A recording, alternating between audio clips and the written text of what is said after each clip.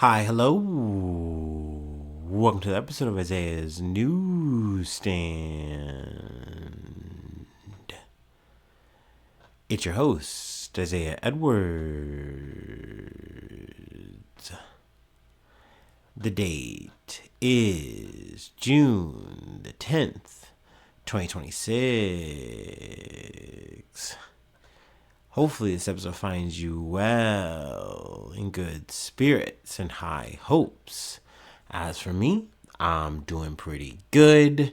Happy Wednesday, happy hump day. Hopefully, you humped and didn't get humped. Unless that's what you're into, then by all means, have at it. But mine, it's been good. It's been a solid day. I got up. I felt pretty well rested. Got myself together. We got to work, no problems. I will say it was a cloudy day. There you go. But overall, not too bad of a grievance because I feel like it made it not as hot. So we love that. Overall, the day was very slow, which I didn't like, and there was no food. They did not feed us, So hey, no free treat, but we move.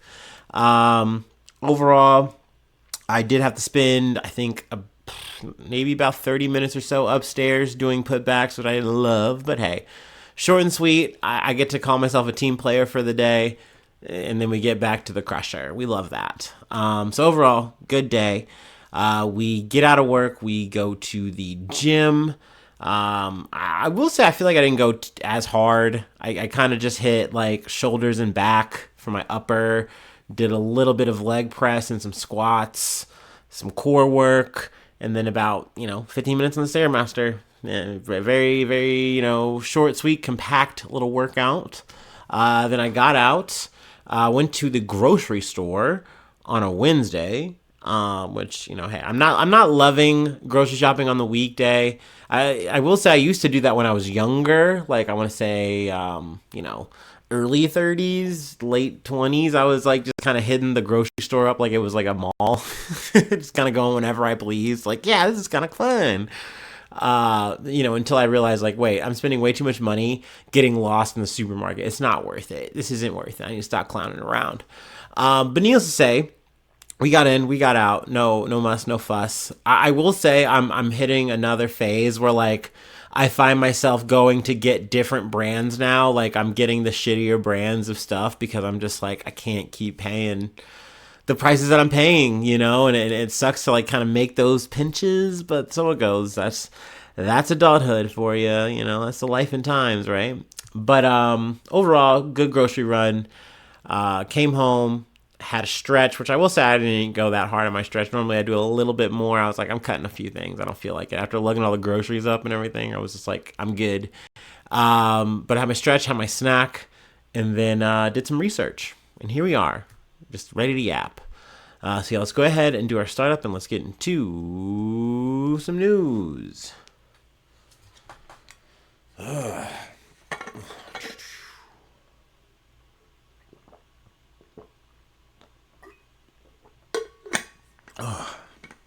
Oh, buddy. Always gotta stay hydrated. Ooh.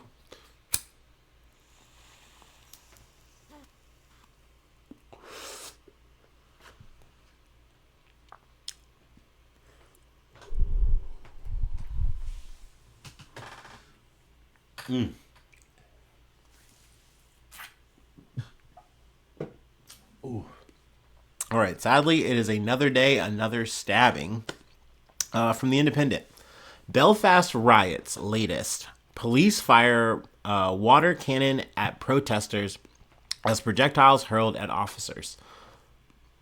Police have used water cannon in Belfast tonight to repel youths hurling bricks at them following violent protests on Tuesday after a Sudanese man was charged over a knife attack in Belfast. Excuse me. Masked youths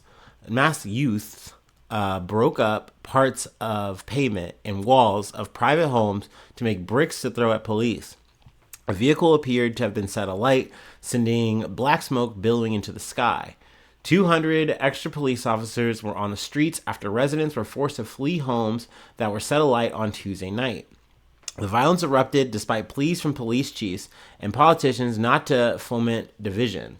The family of Stefan Ogilvy, who lost an eye in the attack, said after Tuesday's violence that unrest was not welcome and that migrants make a deeply valuable contribution to Northern Ireland. Suspect Hattie I'm gonna fuck this up. Oladid. I want to say Oladid.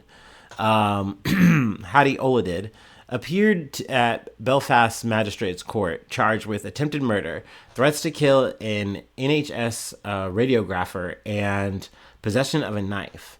Aladid, who refused legal representation, was remanded in custody for 4 weeks. And then they have a bit of a ticker, timeline of, the events more or less focusing, at, the acts of unrest at this point. And there's a certain thread of this that I will say I understand. I get people, hearing and seeing these things happening in their neighborhood or nearby, whatever, in their community, and they're upset and they're concerned and they want to see some kind of change. They don't want to see these kind of things keep happening. But also, I see people hyper focused on a moment that's obviously very fucked up. It's a very evil, dark moment, and saying, "Oh, I'm going to conflate this to a whole population of people, all kinds of migrants and people who just don't look like me. I'm going to point the finger at them and say, you're making me unsafe. I feel unsafe because you're here, and something needs to be done about that." Like, the fact that this is a thing that in each and every time you could change the person out of it and it would still, like, the person who's doing the stabbing, you could change that person out of it, you could swap them out, and essentially it would just be another crime scenario. It would be sad, it'd be unfortunate, but you wouldn't be talking about mass migration. But because there's just a potential whiff of it, because this person, like I said, is different from you, looks different from you, you go, these people need to go. Like, we got to get them out of here. And I, like I said, that is a frustrating, upsetting thing. That is just a sentiment that I just keep seeing and I keep running into with each and every one of these kinds of stories. I sympathize with the victims. I sympathize with the people who are upset and want to see, like I said, obviously less crime. They want to feel safe. Obviously, we all want to feel safe. We want to be safe, but it's a scary world out there, folks. And it always has been. Spoilers. It's always gonna be. Even if you got to snap your fingers and make all the people you thought were the problem go away, you would still have to deal with this kind of stuff. So I don't know. Kicking around the cultural football is not gonna make your life better. That's, I guess, my long short there. But let's go ahead and move along. Talk about another dark subject. Mr. Gates from NPR News.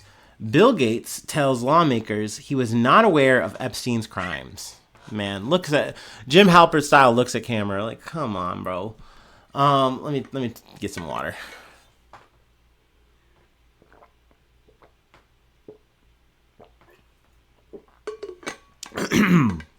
Bill Gates appeared before members of Congress on Wednesday and said he never witnessed or knew about any of Jeffrey Epstein's crimes. Gates was on Capitol Hill to answer questions about his relationship with Epstein as the House Oversight Committee continues its investigation into the late sex offender. Gates is taking part in a closed-door transcribed interview. He arrived at the Capitol around 8:45 a.m. and was flanked by police officers, security, and lawyers. "I'm glad to be here voluntarily to testify to help with the committee's work," Gates told reporters. "I hope my testimony is helpful to the important work of the committee to find justice for the victims." This motherfucker saying now, after lying repeatedly about how well he knew Epstein and what he did with fucking Epstein. In the text of his prepared opening statement, Gates described how he first met Epstein in 2011 through people in his professional and philanthropic work on global health. He continued to have conversations with Epstein through 2014 about potential donors, according to the statement. Gates said he was aware that Epstein had faced prior legal issues, but I did not fully understand the extent of the crimes he committed, which I feel like is a bold-faced fucking lie. I accepted the introduction without applying the scrutiny I should have, Gates said. He added that he made it clear to Epstein from the outset that he would never play a role in any of the work or receive any compensation.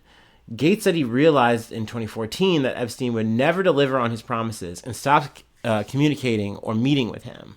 I should have never met with Epstein in the first place, Gates said. Based on what I know now, I understand that even if he had delivered the new donors he promised, it would have justified associating with him. The committee interview is not being recorded, in contrast to the videotaped appearances earlier this year of former President Bill Clinton and former Secretary of State Hillary Clinton. According to the committee, the Republican-led committee will instead release a transcript in the days afterwards, as it did after the appearances of former Attorney General Pam Bondi and Commerce Secretary Howard Lutnick. Which I don't remember if we covered Lutnick too much in terms of his shit, but it was so fucked, the fact that this guy was like, ew, Jeffrey Epstein. I remember me and my wife, the one time we went over to his place, he had a massage table out and he was so gross. And it was just like, oh, okay, bud. But then it also shows here these emails and all this fucking shit from the files that you fucked with him. You associated with him like multiple times at the very least. Oh, okay, I'll come in and explain that shit. Like, fucking goddamn, like, all these people are fucked. Committee Chair Representative James Comer, a Republican from Kentucky, told reporters that the committee planned to question Gates about his relationship with Epstein co-conspirator Ghislaine Maxwell.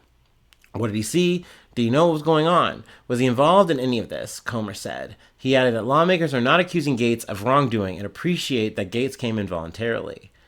Let's see here. I'm skipping ahead a bit. The Microsoft co-founder and philanthropist is one of many influential people whose names appear in the Department of Justice documents about the disgraced financier. Appearing in the files is not necessarily an indication of criminal wrongdoing. Excuse me. Let's see here. Gates' names appears numerous times in the Epstein files. He allegedly met with Epstein multiple times after the financier's conviction in 2008 for sex crimes that involved minors.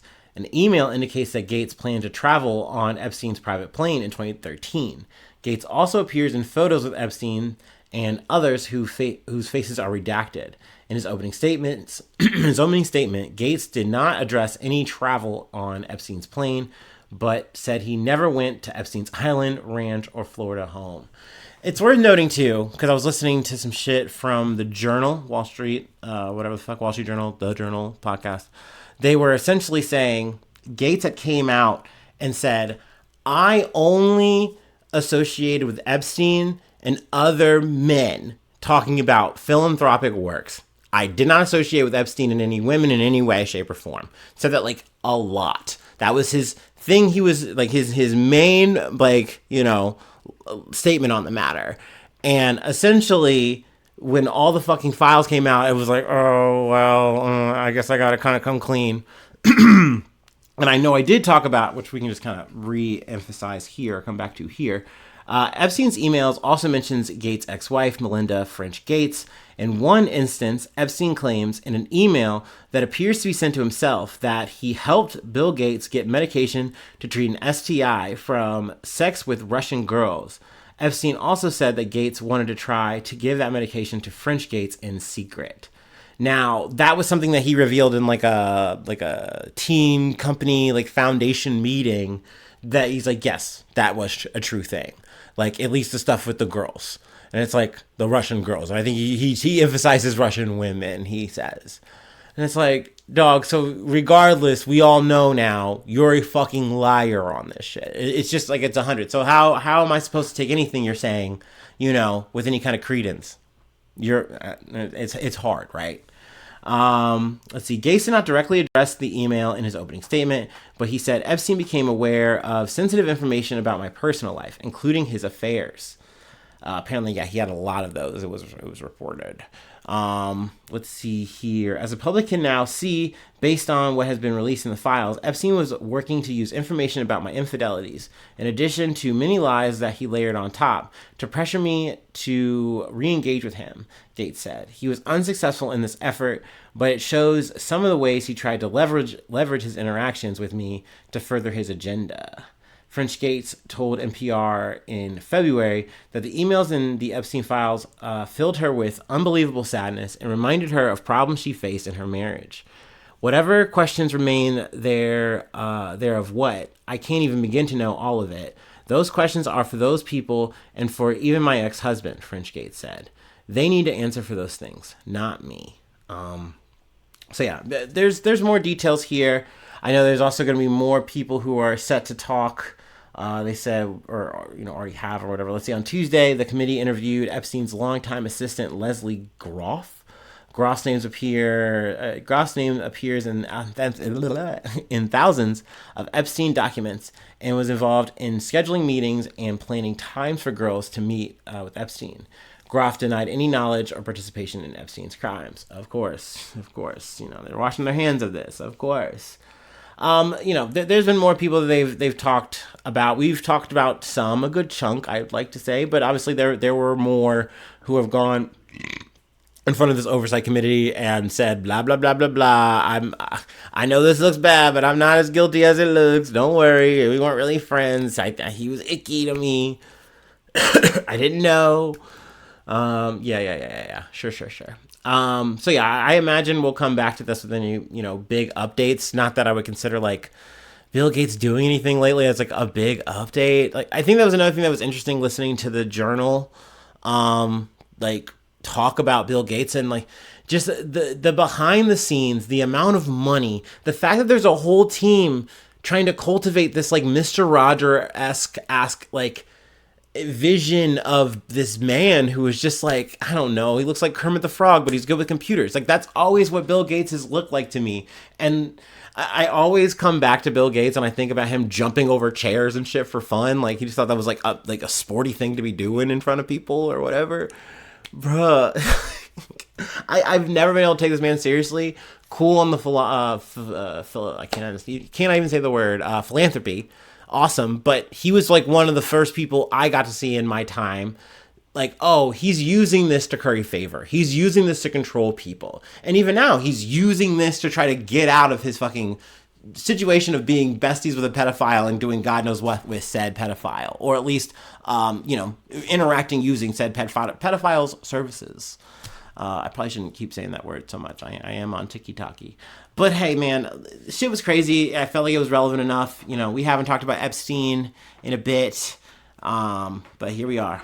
You know how it is. It's fucking hashtag Epstein forever. Yuck. Epstein summer. Yuck. Anyway, let's go ahead and move on, though. We're talking scams. It gets a little bit lighter from here. But, I mean, hey, it's a lot of money. I'm going to take a little water break again, trying to quench this thirst.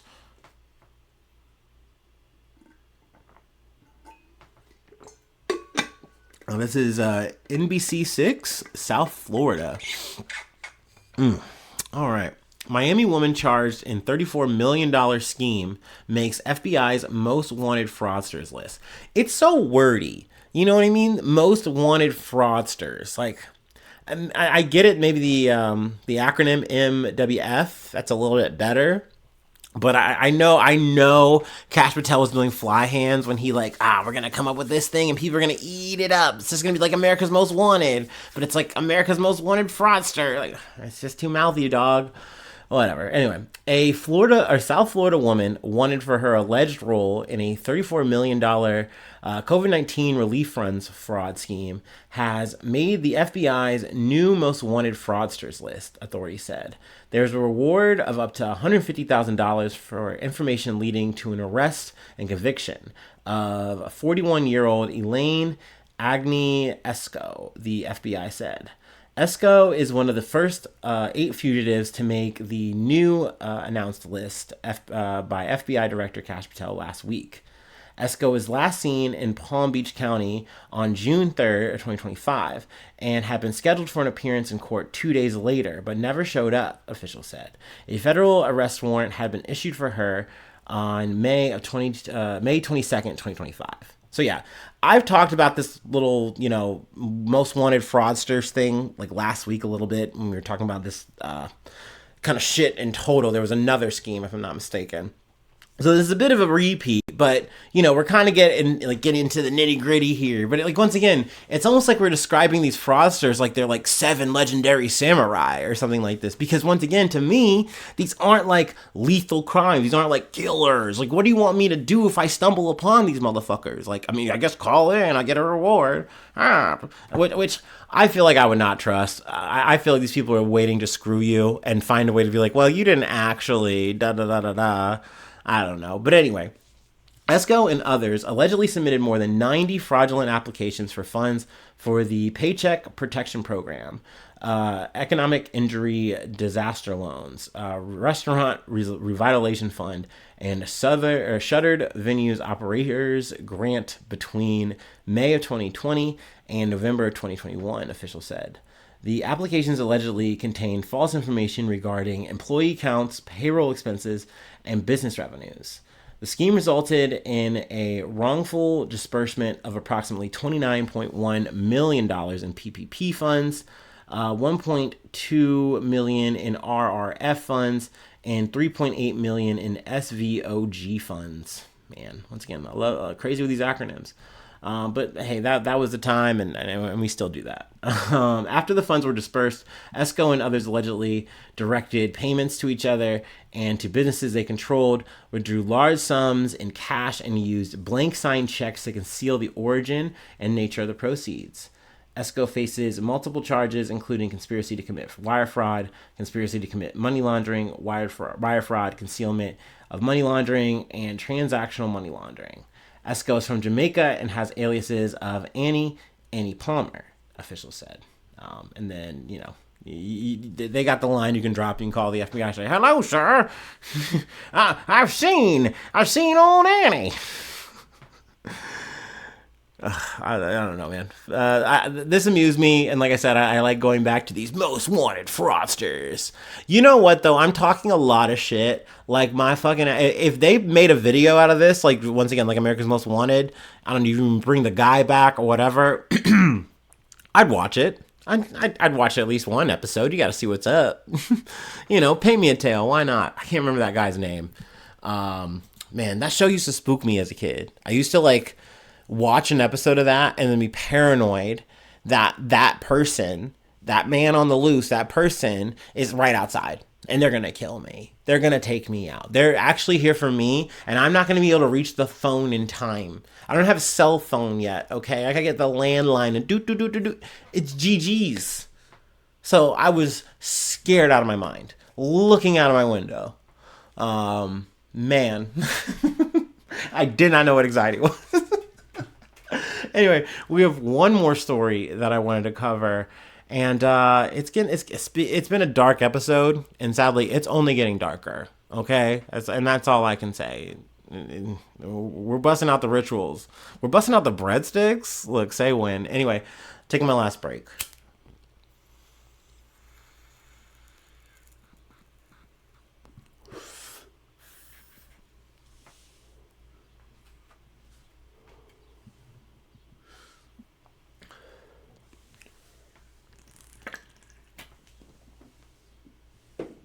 Now, I want to add, before I get too into this, I'm going to obviously be adding levity to a very fucked up story. I feel very bad for the victim in this story because I cannot imagine being intimidated by a person like this and strong-armed like this and just out more or less out of the fucking blue. So I just want to preface it with that, but goddamn, it's so crazy and weird. Anyway, from Local 12. Man charged in forced marriage, satanic ritual after police respond to Olive Garden. What the fuck? I'm trying to take the tour of Italy, and next thing I know, I'm fucking doing a divine comedy? What? A man was accused of holding a woman against her will and forcing her into a marriage.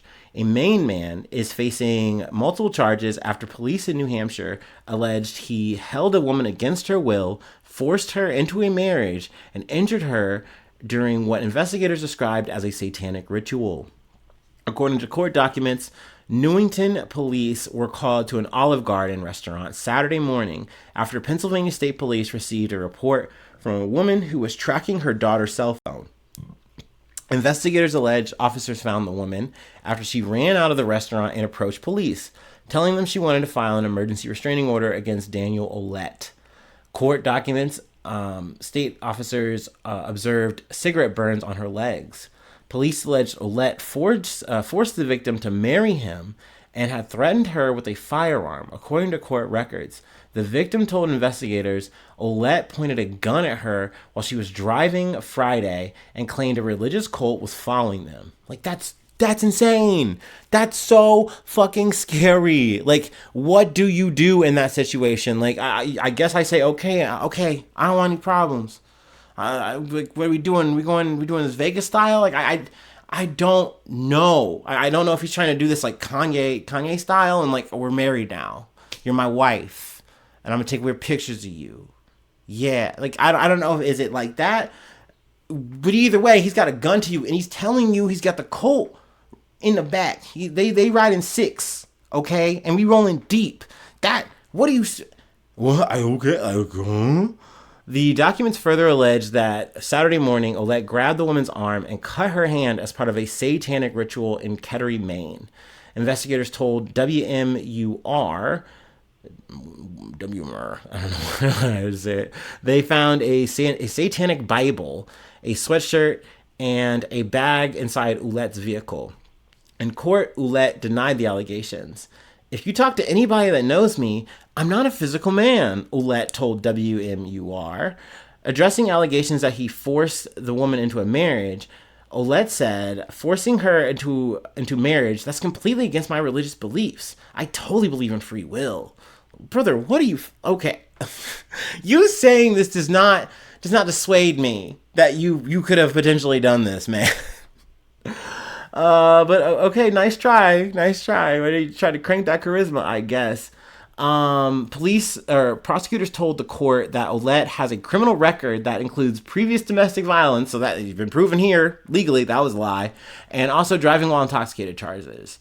Ouellette also questioned the accusations against him, telling WMUR, I just don't feel that was completely her statement. I believe the charges were erroneous.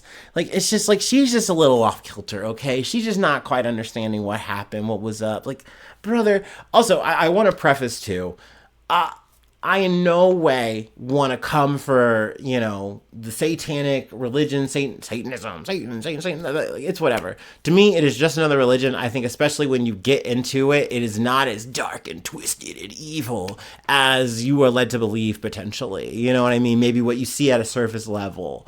So maybe don't buy the hype on that, but either way, I don't care. It's a religion. So I also understand that people are going to take it. They're going to bastardize it. They're going to put it on a far end of a spectrum one way or another, and they're going to get a little weird with it. They're going to get a little freaky out with it. They're going to get a little crazy. And this person, I think, just said, hey, I'm going to use this little religious thing as a little, little thing in my bit to strong arm a woman into marrying me and being with me. I don't know how long he was planning on carrying that. Bold strategy, Cotton.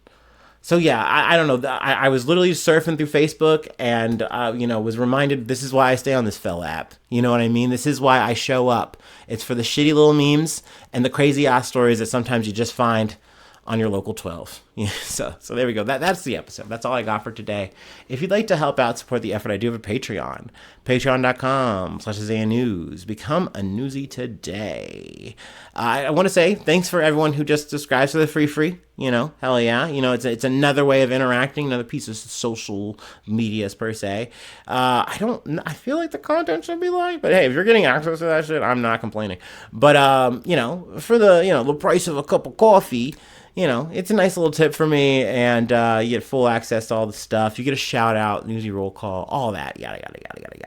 But for you guys, hit me up, IsaiahNews1@gmail.com. Feel free to follow me or the podcast on any of the socials.